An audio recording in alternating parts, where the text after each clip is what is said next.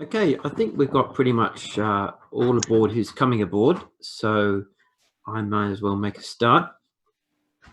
I'll be presenting this as a PowerPoint presentation like I did with my last talk, but don't let that stop you jumping in, asking questions either directly or in the chat. Just unmute and ask a question if you feel like it. I'm quite happy to field questions on the fly, or chuck them into the chat if you're feeling a bit shy or whatever. No big deal. I'll start by, oh yeah, I've got to start screen sharing. All right, just give me a moment, I'll do that.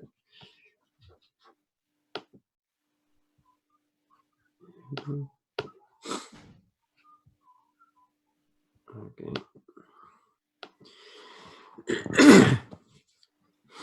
Okay, the historical Jesus is a term that we as Christians might not have heard very much or even at all, because it's more of a technical term used by people who aren't Christians when they come to study the life of Jesus and consider who he was and why he did the things that he did. And the historical Jesus approaches Jesus from a purely historical perspective. So it says, let's put aside all the arguments about whether or not Jesus could perform miracles, whether or not he was the Son of God. Let's put aside all the supernatural stuff for one moment and just consider who Jesus was as a person in his cultural and historical setting. Who was he? What did he do? And why did he do it? And there's lots of different theories about who Jesus was and why he did the things that he did. And I've got some of them on the screen here. Some people say, well Jesus was a kind of a social hero, a crusader for social justice who wanted to change things, but didn't quite have the means or the capacity to achieve what he wanted to achieve. Some people say, oh, he was a rebel, maybe a religious rebel, maybe an ideological rebel, maybe even potentially some kind of civil rebel, trying to cause a civil disobedience movement. Some people say he was a prophet. Well, what kind of prophet though? Was he an apocalyptic prophet solely devoted to warning people about the end times and the bad things that would happen if they didn't change their ways? And then some people, and it has to be stressed, a very small percentage of people say that Jesus was a myth, that he never actually existed. And that is the key focus of today's talk, because there are two main arguments about Jesus. One, he existed as a historical person, and he was either a prophet, a rebel, a hero, or some other kind of thing. Two, he was a myth and never existed at all. So we've got the historical Jesus, by which we mean a real flesh and blood person in history, a historical person, just like, say, Caesar or Alexander the Great. Or we've got Jesus as a myth, just an idea that a bunch of people came up with to start a new religion, and it got maybe a bit more successful than they expected, and it just sort of got away from them and it created this whole big thing, and now Christianity is all over the place.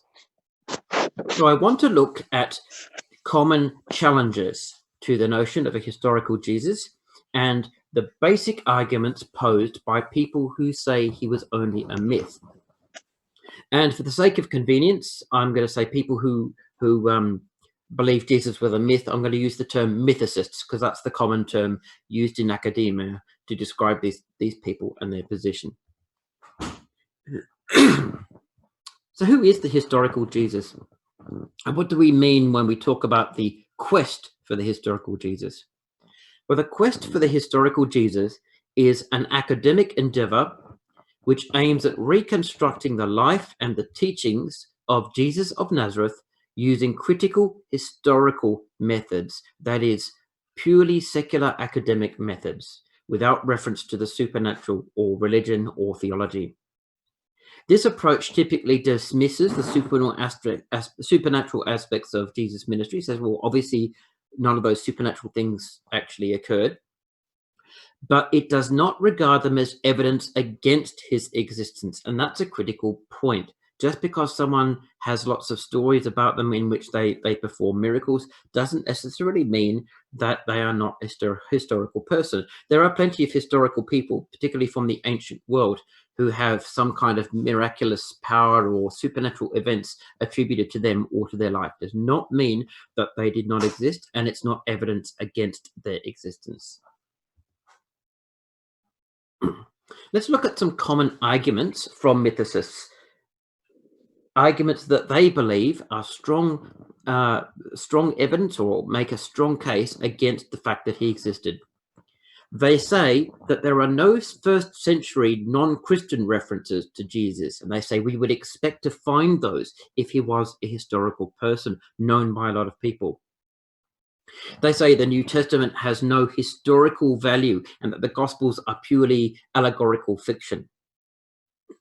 They say that Nazareth never existed and that there has never been any evidence, even archaeological evidence, that Nazareth existed. Therefore, Jesus could not have come from there. They say that the character of Jesus matches a common hero template that could be found in many myths throughout history. So Jesus is just another copy-pasted hero put together from a pastiche of ideas that were already kicking around in the cultural context, and people just cobbled him together from bits and pieces of ideas that already existed. Some of them claim that the character of Jesus and the identity of Jesus and his life and the works attributed to him are purely based on pagan myths, that Christians copied ideas from the pagans and formed this figure of Jesus, borrowing and copying from the events and the identities of pagan gods and heroes. The mythicists also say, well, the Gospels were written long after the death of Jesus by people who had no personal knowledge of him, so we cannot treat them as historical evidence of his existence or even as reliable biographies of a historical person.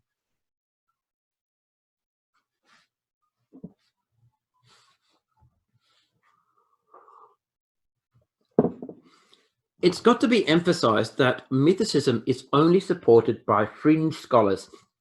And when I say fringe scholars, I mean people who sit right out on the fringes, right on the edges of academia, and who aren't really taken very seriously by mainstream scholars for various reasons. Either they lack qualifications or their work is poor or whatever reason. I'm going to give you the names of the most well-known scholars who support the idea of a mythical Jesus. And I use the term scholars in a fairly broad sense here.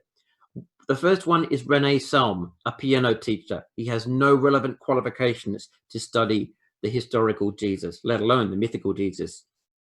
Kenneth Humphreys, he's a senior lecturer in modern languages. Again, no relevant qualifications whatsoever. David Fitzgerald, a Bachelor of Arts in History, but that's not relevant to the study of Jesus. Certainly doesn't provide him with any expertise in that field. Dorothy Murdoch, she is dead now, but she had a BA in classics, which was helpful in understanding perhaps some of the social and political context of the time before Jesus existed, but certainly didn't make her any kind of expert in his life and whether or not he was a historical person. Earl Doherty, a Canadian scholar, has a Bachelor of Arts in Ancient History and Classical Languages, and here he's actually coming closer to relevant fields. But of course, he has no expertise in biblical languages or in the study of biblical texts, not the Gospels either. And he does not have sufficient experience or knowledge of the time in which Jesus lived. He has no expertise that's uniquely and specifically relevant to unpacking the question of the historical Jesus. Then we have Richard Carrier, who's closest so far to the mark. He's got a Bachelor of Arts, a Master of Arts, and a PhD in ancient history. He's actually very knowledgeable. He does know some ancient languages, and he's put a lot of work into studying the historical Jesus and concluding that he is a myth. Nevertheless, he is missing a few key qualifications that would allow him to be considered an expert in the field. Also, Richard Carrier, his work has been widely refuted and derided in academia. He is not taken seriously at all. He has not even been able to find an academic position at any university. No university will touch him. He's not taken seriously. He mainly supports himself today by writing on his blog, soliciting donations, and occasionally doing speaking appointments for secular and atheist groups. And then finally, Robert M. Price. He is the most qualified of the mythicists. He has a BA, a PhD in systematic theology, and a PhD in New Testament. He is amply qualified to study the historical Jesus, and he has the best qualifications of all the mythicists. Nevertheless, there are strong weaknesses in the arguments that he raises. And the case that he makes for the mythical Jesus, again, is overwhelmingly rejected by scholarship. And when I say by scholarship, I mean the wider body of scholars and the wider body of academia that not only focuses on the life of Jesus, but the study of Jesus, and is amply qualified to unpick the evidence for and against his existence. So mythicism then is a fringe theory supported by fringe scholarship. It has no mainstream support whatsoever. It has about as much credibility in academia as the flat earth theory. What are some characteristics of fringe scholars that might help us to determine whether or not we should take them seriously? Well, these are characteristics of some of the people we've already seen. Fringe scholars are typically amateurs and enthusiasts who are unqualified in their field of study.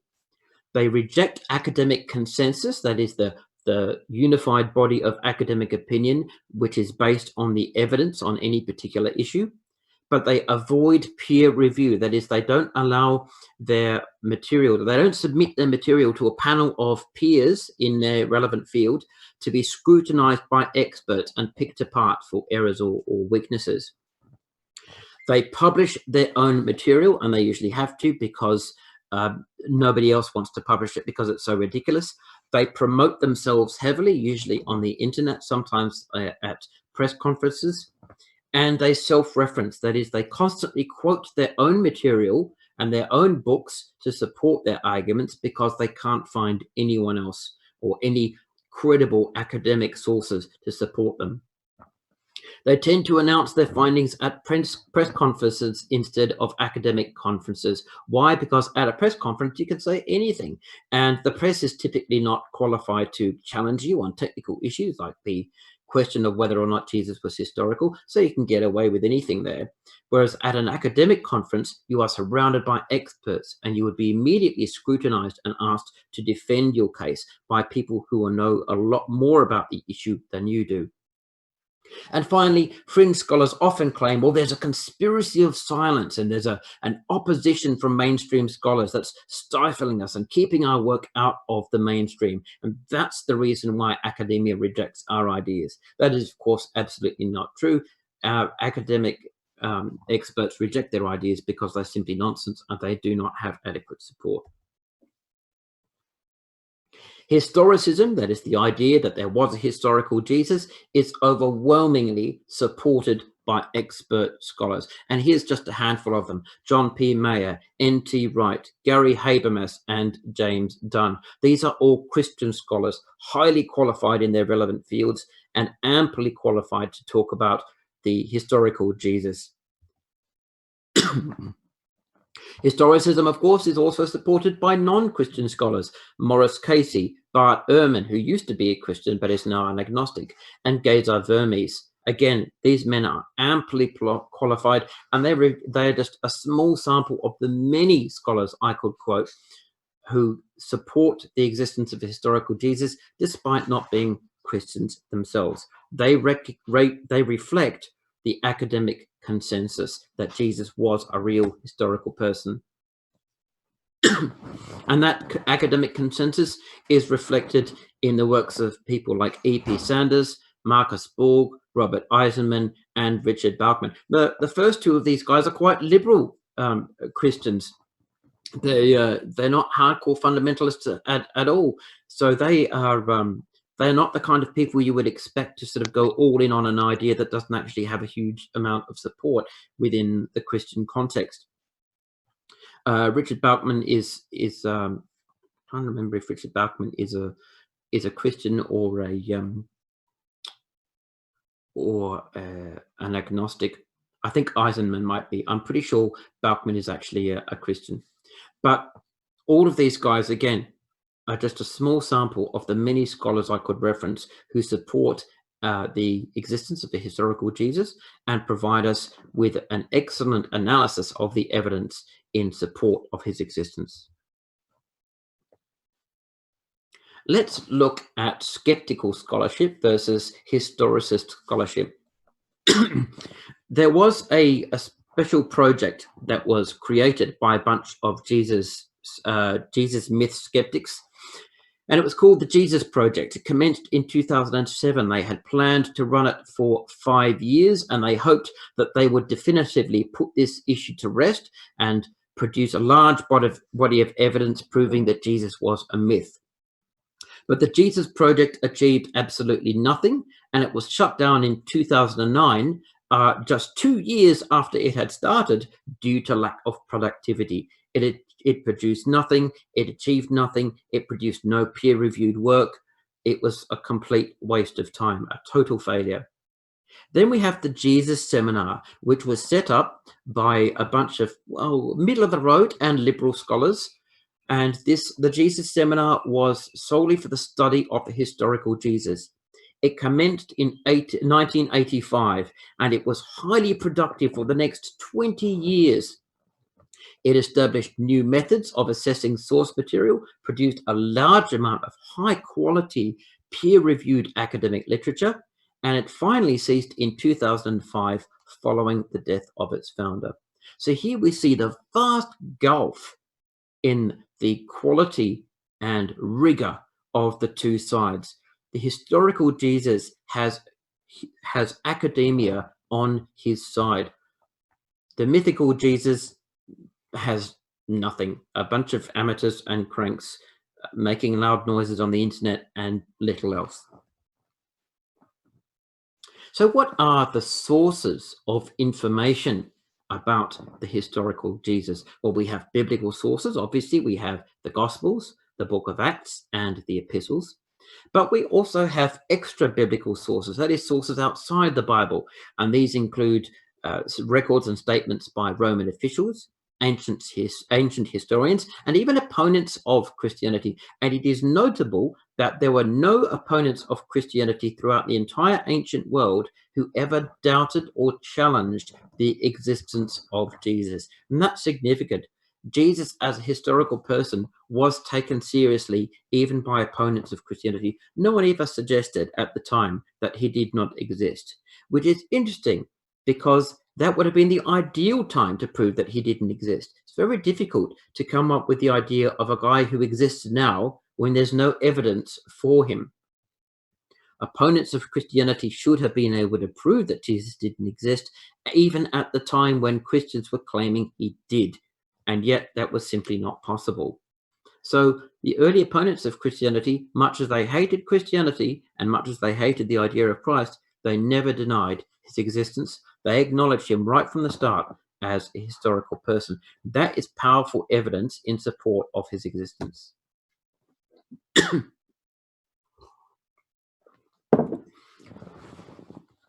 This is an early first century non-Christian reference to Jesus, and it comes from a work by a Jewish guy called Flavius Josephus. And in one of his works, he writes, "At this time there appeared Jesus, a wise man, for he was a doer of startling deeds, a teacher of people who received the truth with pleasure. And he gained a following among many Jews and among many of Gentile origin. And when Pilate, because of an accusation made by the leading men among us, condemned him to the cross, those who had loved him previously did not cease to do so. And up until this very day, the tribe of Christians named after him had not died out." Now, Josephus is writing around the mid-90s, AD 90s, first century, right towards the end of the first century. That is powerful evidence from a non-Christian source that Jesus was a historical person, that he was widely known, that he was known to the authorities, and that he was known to the Romans, and that the Romans killed him on behalf of the authorities who had raised accusations against him. And here's another quote from Josephus in another place where he's talking about Annas the high priest. He says, but the younger Ananus, who, as we said, received the high priesthood, was of a bold disposition and exceptionally daring. As therefore Ananus was of such a disposition, he thought he had now a good opportunity, as Festus was now dead and Albinus was still on the road. So he assembled a council of judges and brought before it the brother of Jesus, the so-called Christ, whose name was James, together with some others. And having accused them as lawbreakers, he delivered them over to be stoned. Now, what do we learn from this? We learn that Josephus knows Jesus was the so-called Christ. We learn that Josephus knows that Jesus had a brother called James. And from Josephus, we learn that James was put to death by the Jewish authorities under the auspices of the high priest at a time when local authorities, well, one of the local authorities had just died and another was on the road, so he had an opportunity to get away with some shady stuff. Notice that in talking about Jesus, Joseph refers to him as a historical person, a real person who lived and breathed and spoke and taught and did things. There's nothing vague or wishy-washy about this account. Notice also that he acknowledges that Jesus was a very interesting person, that he taught people, built up a following, and that he was called the Christ. But Josephus never endorses this claim. He never endorses Jesus as Christ, but he does acknowledge him as a significant person who performed startling deeds and developed a strong following that continued after his death. This is a very objective and well-written account, and it provides an excellent early non-Christian reference to the historical Jesus. We also have second century non-Christian references to Jesus, and this quote is from a guy called Cornelius Tacitus, who wrote in the early 2nd century, and he's talking about the Emperor Nero and what happened after the Great Fire of Rome. After the Great Fire of Rome had occurred, Nero, who was actually suspected by a lot of people of actually starting it himself, Nero being the emperor at the time, for those who don't know, Nero decided to find a scapegoat, and so he chose the Christians. And Tacitus says, Nero fastened the guilt for the Great Fire of Rome and inflicted the most exquisite tortures on a class hated for their abominations, called Christians by the populace. Christus, from whom the name had its origin, suffered the extreme penalty during the reign of Tiberius at the hands of one of our procurators, Pontius Pilate. And a most mischievous superstition, thus checked for the moment, again broke out not only in Judea, and the first source of the evil, but even in Rome. So Tacitus also acknowledges that Jesus was a historical person, that he had been killed by the Roman authorities, and he says that Jesus had started a movement which he is not very fond of, which he finds personally repellent. And this movement was called the Christians, and he notes that Nero in the 1st century blamed the Christians for starting the Great Fire of Rome. So again, this is all objective historical data from a non-Christian source. And finally, we have another Jewish reference. This is a guy, I think this might be from a guy called Mara of Sapien or something similar. I can't remember the name offhand, but I will be sharing this PowerPoint with Callum later, so he can share it to anyone else. And all the references are down there in the footnotes when you open it up. So anyway, Mara ben Sapien, I think his name was, yeah. So he writes, what advantage did the Athenians gain from putting Socrates to death? What advantage did the men of Samos gain from burning Pythagoras? What advantage did the Jews gain from executing their wise king? God justly avenged these 3 wise men. The Athenians died of hunger. The Samians were overwhelmed by the sea. The Jews, ruined and driven from their land, live in complete dispersion. Nor did the wise king die for good. He lived on in the teaching which he had given. And here is a more oblique reference to Jesus, but still entirely recognizable from a non-Christian source, writing in the 2nd century with good knowledge of the events of Jesus' life and the movement that he started.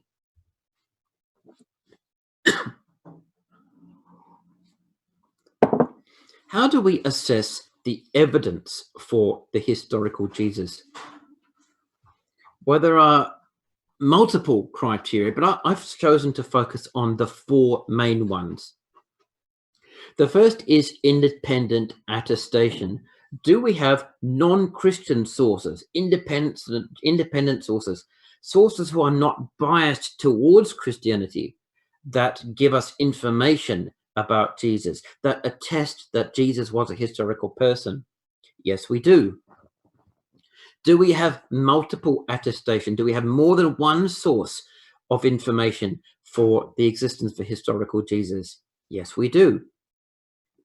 What about the criterion of embarrassment? Do we have sources that include potentially damaging details about Jesus, sources that contain objective information, objective accounts, sources that are so objective they even tell us things that perhaps Christians would prefer us not to hear about Jesus and about the things he did? Yes, we do. And the criterion of embarrassment refers to any aspect of a historical account that would cause embarrassment or dishonor to the group most closely associated with it. And for the Christians, this was the cross. The man that they called the Messiah, the Son of God, the King of Israel, had died on a cross, the most degrading and unpleasant and brutal form of execution in the Roman Empire. And that is why when Paul refers to it as a stumbling block, because to many people it was, how could this guy who was supposed to be the Son of God, the Savior of the world, die on the cross? How could that even be allowed to happen? So the Christians made no attempt to hide this fact. In fact, they celebrated it, even though to many Gentiles, and particularly also to non-Christian Jews, this was an offensive idea, and actually in the eyes of many people detracted from the quality and from the credibility of the story of Jesus. But the fact that they include that detail, even though it is embarrassing and potentially damaging, is strong evidence that it was a historical event, and they included it because it did actually happen, and they were willing to take that on board and face up to any opposition to the story of Jesus and their teachings about him on that basis, because it was a significant historical event and it was actually the truth. So the criterion of embarrassment is helpful for picking out and identifying details which have the ring of truth, because they are potentially damaging, and yet they are still acknowledged by the people they could potentially damage. And finally, we have coherence, the consistency of evidence. Does it all hang together? The Gospels have variations between them, some minor variations, some more significant variations, but overall, they produce and comprise a large body of consistent evidence that's consistent in its message, in its overall theme, and in its primary details about the life and identity and works of Jesus of Nazareth. And they confirm the existence of a historical person.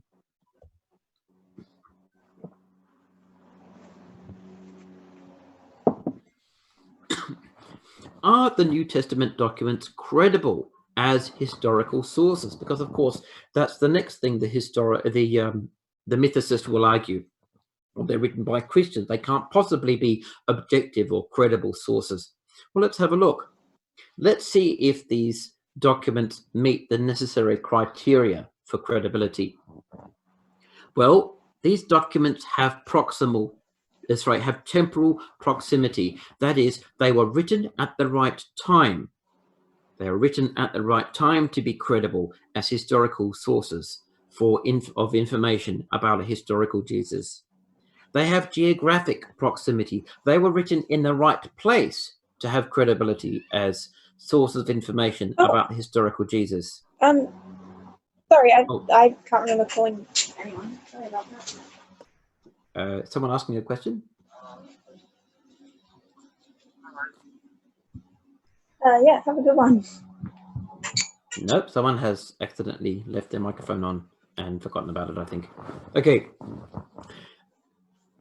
Thirdly, the New Testament documents have historical reliability. They meet the required standard of historical reliability for ancient texts. And we have multiple lines of evidence to support that. For example, references to historical events, historical people in the New Testament, and historical places, such as the Pool of Siloam. And finally, the New Testament documents are credible because they have bibliographic superiority. That is, the quality of transmission, the quality of the copies, the accuracy of the copies, the number of the copies, is all of a very high standard. And in fact, when compared to other ancient texts, it is of a standard that is significantly superior to non-Christian writings of around the same time or older. So following these four criteria, and they're not the only criteria, but they are arguably the four most significant criteria, we can be confident that the New Testament documents are credible as historical sources and as sources of information about historical Jesus. Did Nazareth really exist in the first century? Well, I have a quote here from Bart Ehrman, who says there are numerous compelling pieces of archaeological evidence that in fact Nazareth did exist in Jesus' day, and that, like other villages and towns in that part of Galilee, it was built on the hillside near where the later rock-cut coke tombs were built. For one thing, archaeologists have excavated a farm connected with the village, and it dates to the time of Jesus. Jesus really came from there, as attested in multiple sources. And here I've got a photo of an archaeological dig at the site of Nazareth. So the mythicist argument that Nazareth did not exist in the first century, or perhaps never existed at all, is absolutely false. We have solid archaeological evidence that it did exist, and that did exist in Jesus' day, and that it had all the required features that match the historical accounts that we have in the New Testament documents.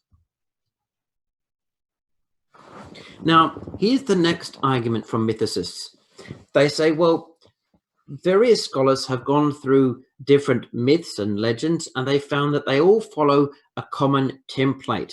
And it's very easy to spot a myth because the basic details are just sort of copy pasted, and the names are rearranged and the identities are tweaked a bit. And Jesus easily falls into the mythical hero template. And that's how we know that he's just a story. He was never a real person. And a number of people throughout history have drawn up mythical hero templates, and they've tried to argue that Jesus ticks all of these boxes. Now, here's a mythical hero template that was developed by a guy called Otto Rank, and I'll read it out, and you tell yourself, or see for yourself, if you think Jesus sufficiently meets all of these criteria for the mythical hero. Child of distinguished parents, father is a king, difficulty in conception, prophecy warning against birth, hero surrendered to the water in a box, saved by animals or lowly people, suckled by female animal or a humble woman. Hero grows up, hero finds distinguished parents, hero takes revenge on father, acknowledged by people, achieves rank and honor. And I'll leave you to decide whether or not Jesus perfectly or even largely matches that particular mythical hero template.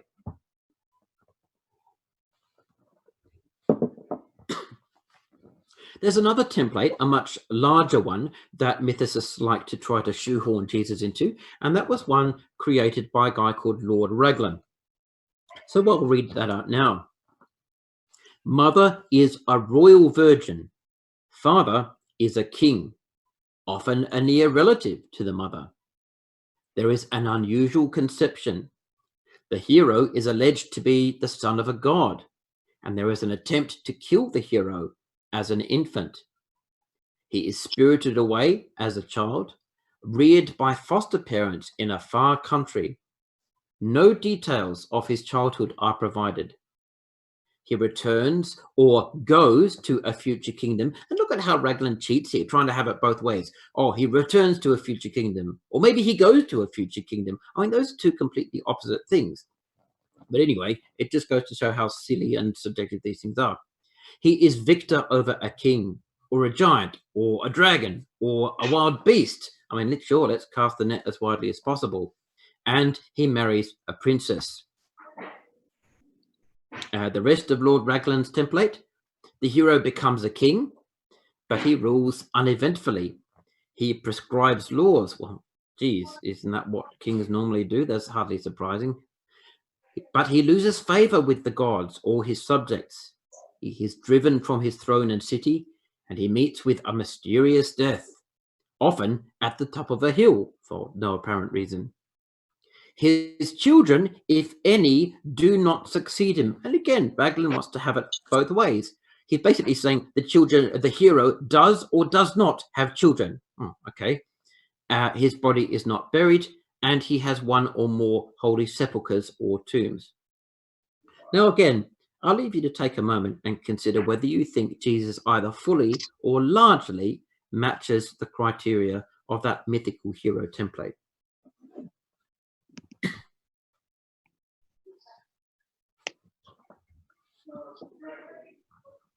What about the idea that Jesus is based on pagan myths? A lot of mythicists like to say, well, Jesus was an idea based on a pagan concept known as the dying and rising God. And Jesus was seen as a god by the first century Christians. Modern scholars will tell you that is absolutely false. Modern scholars almost universally acknowledge today that Jesus was not worshipped as God or recognized as God by the earliest Christians. And mythicists say, well, the Christians just copied the idea of a God who died and rose again, and then they just projected that onto this idea that they decided to call Jesus. But as properly qualified scholars have amply shown, this is absolutely not true. In fact, there is no such thing as a dying and rising God motif in any pagan mythology. So I'll quote here from two well-known scholars. Trygve Messenger, for a start, says the consensus among modern scholars, nearly universal, is that there were no dying and rising gods that preceded Christianity. They all post-dated the first century. That is, the pagans only came up with the idea of dying and rising gods after the first century, too late to have influenced Christianity. And also, too, from a scholar called J.Z. Smith, the idea of dying and rising gods is largely a misnomer based on imaginative reconstructions and exceedingly late or highly ambiguous texts. So this argument also falls flat.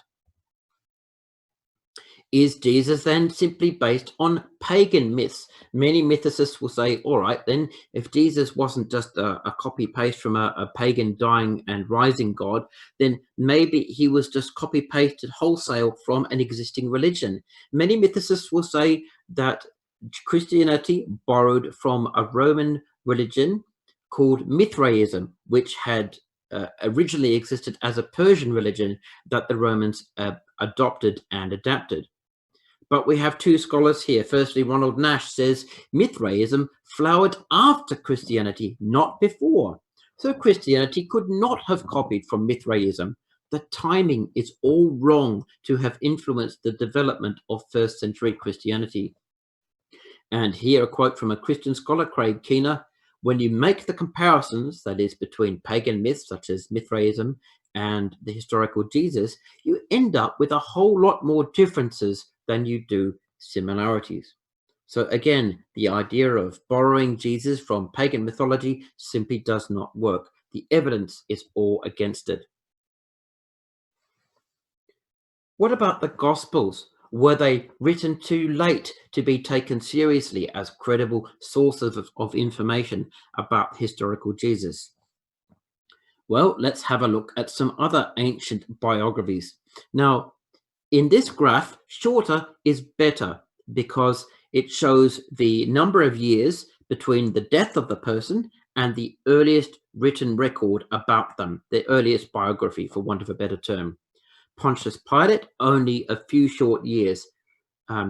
Hannibal, not Hannibal Lecter, the other Hannibal, Hannibal Barca, a famous guy who crossed the Swiss Alps to defeat the Romans. Again, probably around 30 years. Jesus, less than 50 years between his death and the earliest written records about him. That is very short. And then let's compare it to other historical people. The Emperor Hadrian, a Jewish guy called Simon Bar Kokhba, Rabbi Hillel, and Alexander the Great. Well, the number of years between their deaths and the earliest existing biographies about them is absolutely massive. In the case of Alexander the Great, it's more than 250 years. Yet nobody doubts that these people were historical persons. So the idea that the Gospels were written too late to be credible sources of information about a historical Jesus simply does not work. You have to apply a double standard to make that argument. The Gospels were written far, far earlier than many other ancient biographies of other historical people. How old are the earliest copies of the New Testament documents? And this is a question that speaks to the reliability and accuracy of the New Testament documents and the subsequent copies that were made. Because, of course, the earlier a copy is made, the more accurate it is likely to be, because it was written at a time that was much closer to the original. So on this chart, again, shorter is better because the bars show the number of years between the composition of the original manuscripts and the composition of the oldest existing copies. And here, the Gospels beat everything. The New Testament documents were written the copies of the New Testament documents were written far closer to the originals than any other ancient text. We've got a matter of the earliest copy that we know of is from about the early 2nd century, and it's a tiny fragment of John. So probably less than 50 years. Whereas when you compare it to the writings of Sophocles, Homer, Livy, Tacitus, Julius Caesar, Demosthenes, Plato, and Aristotle, some of the earliest existing copies are written 200, 400, 600, 800, 1000, 1200, 1400 years later than the composition of the original texts. But we have copies of the New Testament documents dating as far back as the 2nd century, incredibly early, and a strong indication that these texts are reliable and accurate. And textual criticism, which is the science of the study of ancient manuscripts, is an excellent tool to show just how accurate the New Testament documents are and how little they have changed over time. But that's another subject for another talk. There are insurmountable problems for mythicism that mythicists have never successfully resolved. Historians will tell you that myths take centuries to develop. But the story of Jesus was widely circulated just 20 years after his death. And again, if he was not a historical person, that would have been the ideal time to prove it. but nobody even attempted this because there was no point. There was too much evidence that he was indeed real. Pagan opponents of Christianity universally accepted that Jesus was a historical figure, and they never cast doubts on his existence. It would also be impossible to successfully fabricate a historical figure in the same era and geographical location as the events in which he allegedly participated. That's like trying to claim that you've got a friend called Jeff that you've known for a long time, and you give the specific dates and the times when Jeff is supposed to have lived and done things, and they all correspond to dates and times and places in which all your friends live, but they've never seen Jeff. So how are you going to try and piece together evidence for the existence of Jeff at a time when everyone is easily able to prove he didn't exist because they have been to the event he's supposed to have been at, they've been to the places that times he's supposed to have been there, and they know he wasn't there. They know that there is no evidence for existence. You simply cannot do that. And also, ancient historians, as we've seen, non-Christian historians, record Jesus as a historical figure. There is simply no doubt about that. So here is a list of 3 basic facts that are agreed on by virtually all modern scholars, whether Christian or non-Christian. They agree that Jesus existed as a historical person. They agree that he was baptized by a guy called John the Baptist. And they agree that he was crucified by the order of the Roman prefect Pontius Pilate. And here is a longer list that is agreed on by most modern scholars. Most modern scholars, again, whether Christian or non-Christian, agree on these facts: that Jesus was born somewhere around 4 BC, that he spent his childhood and his early years in Nazareth of Galilee, that he was baptized by some guy called John the Baptist, that he acquired disciples and taught in the regions of Judea and Galilee, that he preached about something he called the kingdom of God, that he attended the Jewish Passover in Jerusalem sometime around AD 30, that he created a disturbance at the temple and was arrested after a final meal with his disciples, that he was interrogated by the Sanhedrin and crucified under Pontius Pilate. Now I've got a few quotes from professional scholars, well-recognized, well-regarded scholars who affirm the existence of the historical Jesus in response to mythicists who deny it. This is Rudolf Bultmann. He says, of course, the doubt as to whether Jesus really existed is unfounded and not worth refutation. No sane person can doubt that Jesus stands as founder behind the historic movement whose first distinct stage is represented by the oldest Palestinian community, that is, the oldest Christian community in Palestine, which is what the Romans called the Judean area. Here's a quote from Richard A. Burridge. There are those who argue that Jesus is a figment of the church's imagination, that there never was a Jesus at all. I have to say that I do not know any respectable critical scholar who says that anymore. A quote from Robert Van Voorst. Contemporary New Testament scholars have typically viewed mythicist arguments as so weak or bizarre that they relegate them to footnotes or often ignore them completely. A quote from R. Joseph Hoffman. Now, Hoffman is interesting. He used to be a mythicist and actually became persuaded to the idea that there was a historical Jesus after carefully scrutinizing the evidence.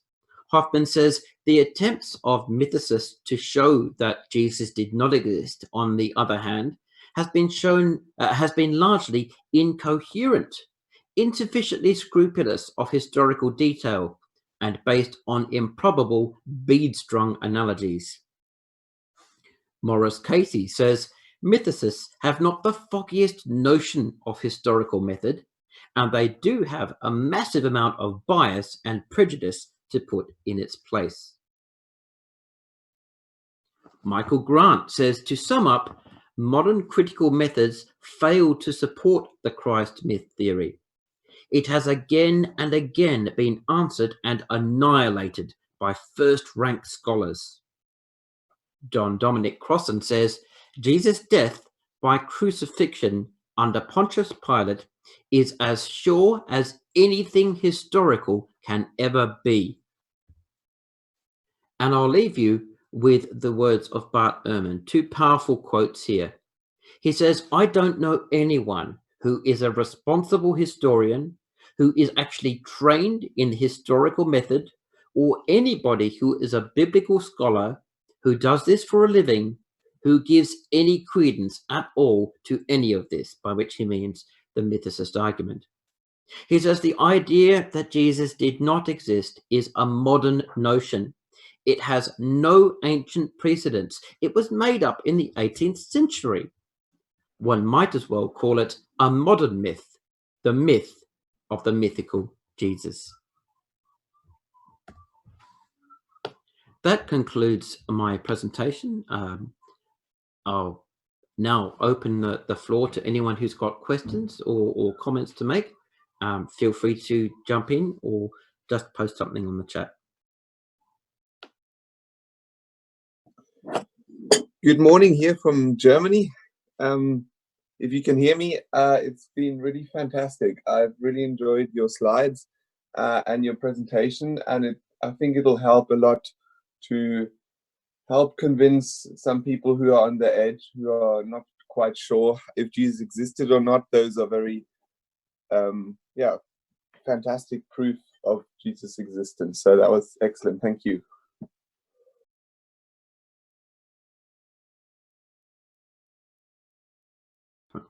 Thank you very much, and guten Tag. I'm uploading this PowerPoint slide in the chat, so if you want to download it from there, you can go ahead once it's finished. I'll also send a copy to Callum so that he can add it to the wider sharing app that we're using, which I can't remember the name of just now.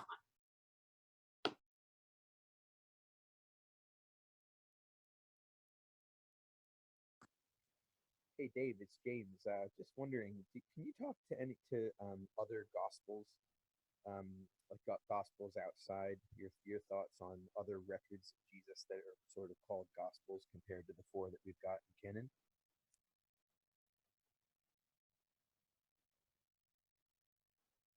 Yeah, sure, and very good question, James. There are multiple books called Gospels that do exist, that have been found, and they've got various titles. There is a Gospel of Judas. There's the Gospel of Peter, and the Gospel of Thomas, and this kind of thing. But none of them have any credibility. The main reason is that all of them were written far too late.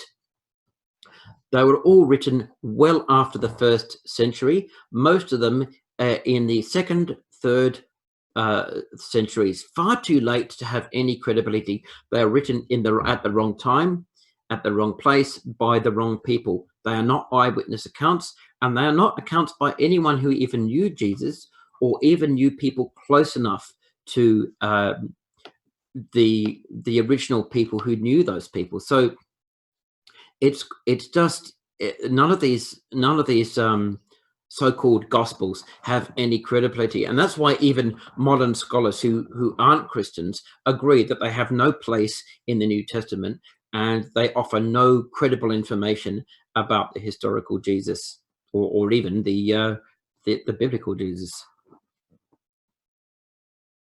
Okay, I've got 2 questions in the chat here, one from Jonathan and one from Isabel. So I will go with Jonathan's first. Jonathan says, what other biblical people and events are considered to have historical evidence that supports them to the extent there is a scholarly consensus? And a follow-on, are there any pieces of commonly cited evidence or biblical events of which we should be skeptical? Yes, there are other biblical people and events considered to have historical evidence supporting them. There's a couple of people referenced in the New Testament, like Simon the sorcerer, and there's also a reference in Acts to an Egyptian who led away a large number of people and gained quite a following. And both of those are actually referred to by non-Christian sources, such as Josephus. They're not the only ones, but they're the only ones I can just think of offhand. And I can send you some information on that. I'm not sure if I have it with me, but again, I can send it to Callum and he can share it on. Are there any pieces of commonly cited evidence for biblical events of which we should be skeptical? I need a bit more context there. I need to know if you're referring to specific events, if you've got something in particular in mind. Yeah, I would need you to elaborate. You want to elaborate on that in the chat, so I've got a better idea of where you're coming from. What kind of biblical events did you have in mind?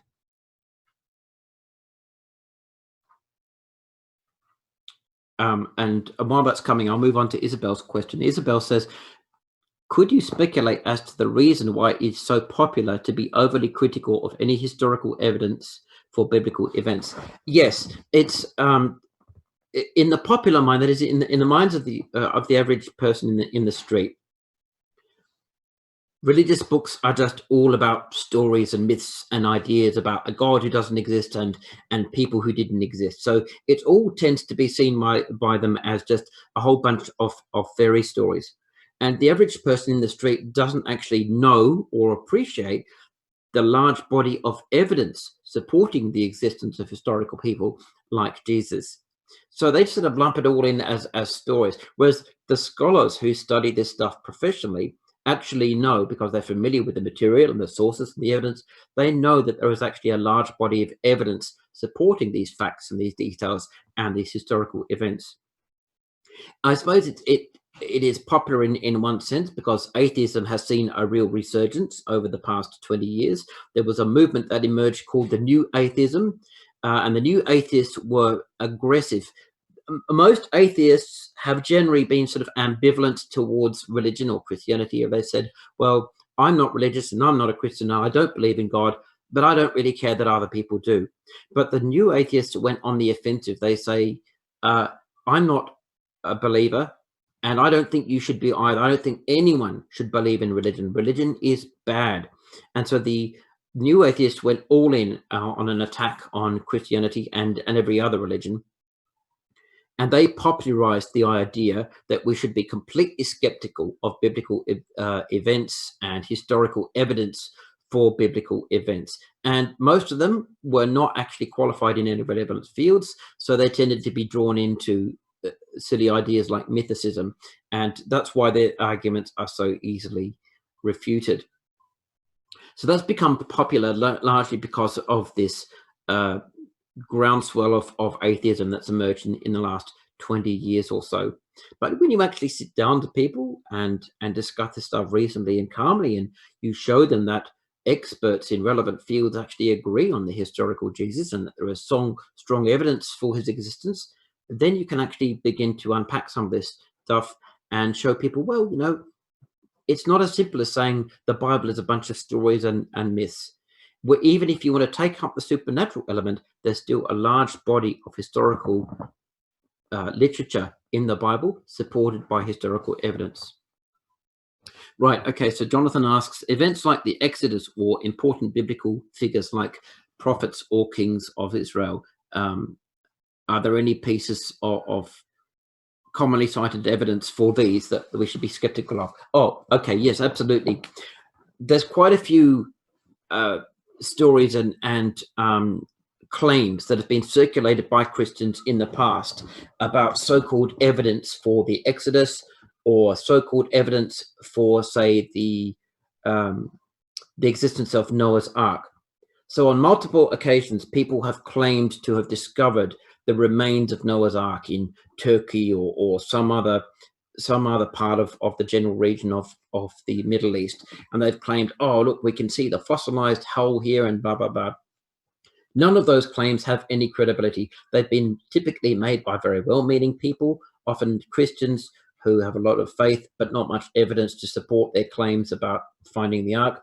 None of those have stood up to scrutiny. So anytime you hear someone saying, oh, got a great new article here I just read on the internet, they've discovered Noah's Ark, you can dismiss it immediately. It's usually going to be a recycled version of these claims that were kicking around 30, 40, even 50 years ago that have been long debunked. Don't pay any attention to them. There's very good reasons why these claims have no credibility, and they make Christians look bad too. It's embarrassing when Christians fall for this kind of nonsense. There's another widely cited piece of so-called evidence that is for the Exodus. It's and this story has been going around since I was a kid, and probably even before that. So well over 40 years. It's commonly claimed that people have discovered ancient chariot wheels at the bottom of the Red Sea, and that there's a whole bunch of wrecked chariots and chariot wheels, and that people have taken photos deep under the Red Sea of these chariot wheels, and that this is evidence that the army of Pharaoh was genuinely destroyed here by the Red Sea when the waves came back together, and this is proof of the Exodus. But again, that claim has never been supported by any evidence whatsoever. The photos are not of chariot wheels. They're variously of plants or just random debris that are often the photographs are very poor quality anyway. But the people who have actually been down there and taken decent photographs and looked at this stuff have confirmed, no, there's no chariot debris down here. It's just a random assortment of bits and pieces. And so anytime you hear that story doing the rounds again, just quietly ignore it. It's not even worth refuting. It just, again, makes Christians look bad when we fall for this kind of nonsense. Yes, there's been some excellent archaeological discoveries. One of the most significant is called the Tel Dan stele, and I will throw you a link to that in the chat. The Tel Dan stele is an inscription referencing the house of David, and it was discovered in 1993 at the site of Tel Dan in northern Israel. It commemorates the victory of an Aramean king over his two southern neighbors, one of whom he refers to as the king of Israel and the other the king of the house of David. So I will put a link up to that article in chat, which I've just done now, and you can have a look at that. That's a great piece of evidence supporting the existence of King David and his household as historical people. My PowerPoint slide is also up on chat now. If you want to scroll back up further and see, it should be there and downloadable for everyone. Oh, Isabel, that is a wonderful question. What is the greatest personal benefit that you've had from investigating the historical Jesus? Basically, that it is just so wonderfully faith affirming. It's wonderfully reassuring to find historical evidence supporting the historical Jesus, partly because it helps you to relate to him as a genuine person, someone who really existed, who isn't just black and white words on a page. It brings him back to life again, in a sense, and reminds you that just like us, he was a person who lived and breathed, had fears, had sadness, had times of laughter and times of joy, had a family, and that I think it provides a real spark that can help to rekindle your faith at a time when maybe you're troubled or your faith is at a low ebb. I find the greatest personal benefit from investigating the historical Jesus is that very fact, rekindling that spark, that excitement, that joy for Christianity and the joy of a relationship with Jesus, knowing that he was a real person, appreciating the trials that he went through, the amazing sacrifice that he made, and the fact that he changed the world, he changed the course of history, and he sparked a religion that became arguably the most influential religion in history, that has changed the world in ways that his earliest followers couldn't even have begun to imagine. And that, I think, is the key things that I take away from my investigation of the historical Jesus and the personal benefits I've gained. It's a tremendously exciting, faith-affirming thing.